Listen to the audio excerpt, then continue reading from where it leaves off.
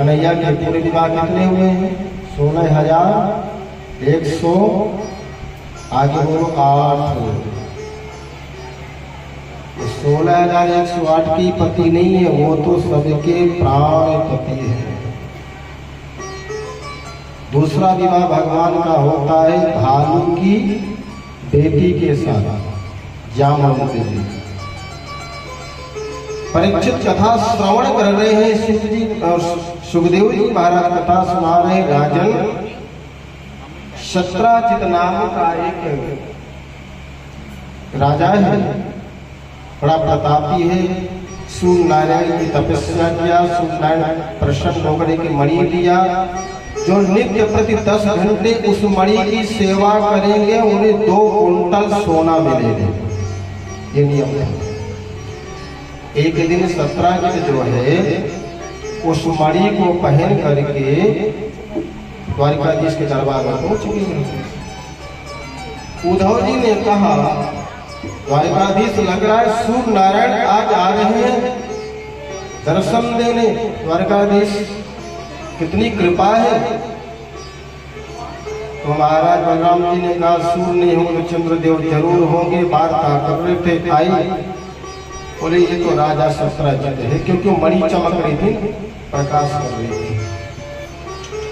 दरबार में बिठाया है। भगवान द्वारकाधीश कहते हैं, सत्राजित ये क्या है? बोले मणि है। क्यों? बोले हमें सूर्य नारायण प्रसन्न हो करके दिया है और 10 घंटे सेवा करते तो 2 कुंटल सोना हमें नित्य देते हैं। 2 कुंटल। ऐसे नहीं भारत सोने की चिड़िया थी।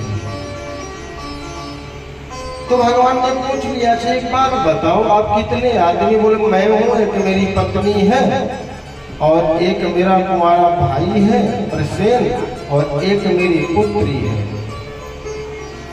तो बोले आप 3.5 लोग हो, दोनों भाई पत्नी और बेटी 3.5 लोग हो। 2 कुंटल सोना क्या करोगे? एक काम करो, एक जो मणि है ना हमें दे दो, यहाँ सेवा होगी और नित्य का नाम से खजाने में धन को रखा जाएगा। क्यों रखा जाएगा? कभी अकाल पड़ेगा, दुकाल पड़ेगा तो सेवा, प्रजा सेवा के काम आएगा।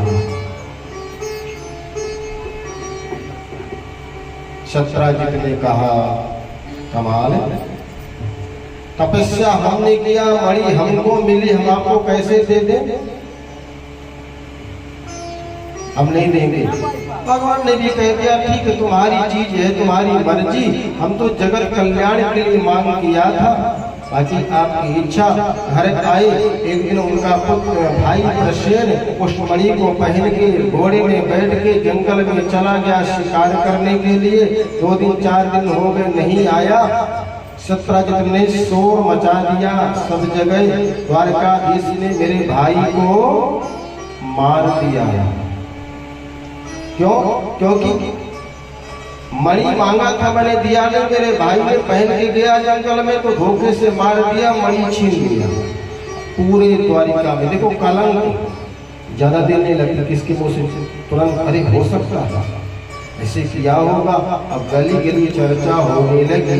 द्वारकाधीश गरगा ऋषि के पास पहुंचे, प्रणाम किया, गुरुदेव मैं इसके भाई को नहीं जानता हूँ, कौन सी गली में रहता है, कहाँ रहता है, कलंक मुझे लग गया, जरा देखो तो मेरी जन्म पत्री, ये कलंक आखिर लगा क्यों? जब देखा, बोले द्वारकाधीश आप भादों के चौथ का दर्शन हो गया, चंद्रमा का चौथ के दिन इसमें कलंक लग गया। महाराज इसका उपाय क्या है? बोले अब इसका तो प्रयास करो, उसको ढूंढने का, तभी धुलेगा। भगवान 10-20 सैनिकों को, रघुवंशियों को लेकर के जंगल में गए हैं और देखा तो हमारा एक जगह प्रसेन का शरीर पड़ा हुआ है। वहां पे चिन्ह थे शेर के, इसका मतलब शेर ने मार करके ले गया मणि। और कुछ दूर जाके देखा तो शेर का भी शरीर पड़ा हुआ है।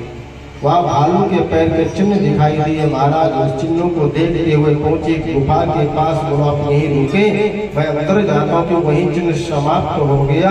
और जब अंदर गए तो देखा गया कि एक लड़की सुंदर है और उस मणि को खिलौना समझ के खेल रही है और भालू सो रहा है। भगवान ने मांग किया, बोले नहीं मेरा खिलौना मैं नहीं दूंगी। इतने में सुना और सुन करके जामवंत क्रोध में लाल हो गया, कौन आ गया, मैं मणि नहीं दूंगा, मेरे से युद्ध करो। भगवान ने कहा कुछ भी हो मुझे मणि चाहिए और युद्ध प्रारंभ हो गया। जब युद्ध प्रारंभ हो गया है तो महाराज भगवान ने जामवंत की एक एक नस चूर कर दिया, चरणों में गिर गया जामवंत। बस प्रभु मैं समझ गया कि आप तो मेरे राघवेंद्र सरकार हैं। भगवान जब लंका से विजय प्राप्त करके आए तो सबको दिया, कुछ मांग जो चाहिए ले लो। कोई शक्ति मांगी, कोई भक्ति मांगी, कोई चरणों की सेवा मांगी, कोई संतों के चरणों की सेवा। लेकिन जामवंत साथ तो बैठे थे, बोले आप भी मांगो। तो जामवंत ने कहा प्रभु क्या मांगू, लंका में मेरे बराबर का कोई योद्धा था नहीं, तो अभी मेरी इच्छा है लड़ने की, तो आपसे दो दो हाथ हो जाए। राघवेंद्र सरकार ने कहा राघव ने ऐसे हो नहीं सकता, हम स्वामी तुम सेवक, स्वामी सेवक युद्ध कैसे, मर्यादा विरुद्ध है, युद्ध ही करना है तो इंतजार करो, द्वापर युग में तुम्हारी इच्छा पूरी करूंगा। आज आप चरणों में गिर गए, प्रभु क्षमा करें, अहंकार को समाप्त कर दिया महाराज। और क्या करूंगा, भजन करूंगा, मणि भी ले जाओ और मेरी सुंदर कन्या ही से आप ग्रहण करें। तो वहीं पर महाराज हाथ पकड़ा दिया। इस प्रकार से भालू की बेटी से भी भगवान का विवाह हो गया, दूसरा विवाह हो गया।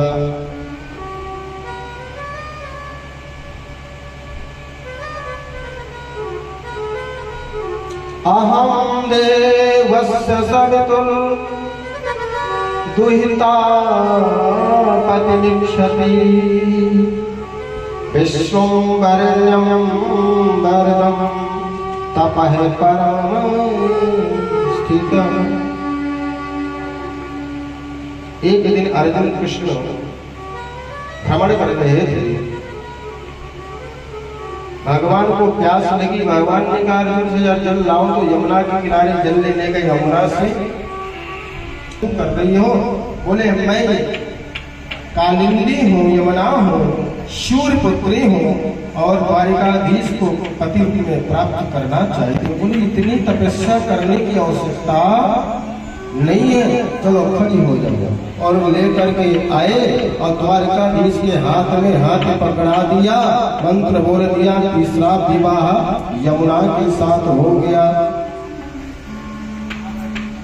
और महाराज जब मणि लेकर के आए थे भगवान, तो दे दिया सत्राजित को। सत्राजित ने बड़े शर्मिंदा महसूस हुई, बोले इसे मैं क्या करूँ, आप ही को नहीं। तो बोले मेरी एक पुत्री है सत्यभामा, इसे भी ग्रहण करो। तो महाराज विवाह कर दिया, दहेज में मणि को दिया, लेकिन भगवान ने नहीं दिया। इस प्रकार से महाराज रुक्मणी से, सत्यभामा से और जामवंती से कितने हो गए, कितने हो गए, 3। सुन रहे हो नहीं सुन रहे हो? अगर नहीं सुन रहे तो गड़बड़ हो जाएगा। हरि नाम नहीं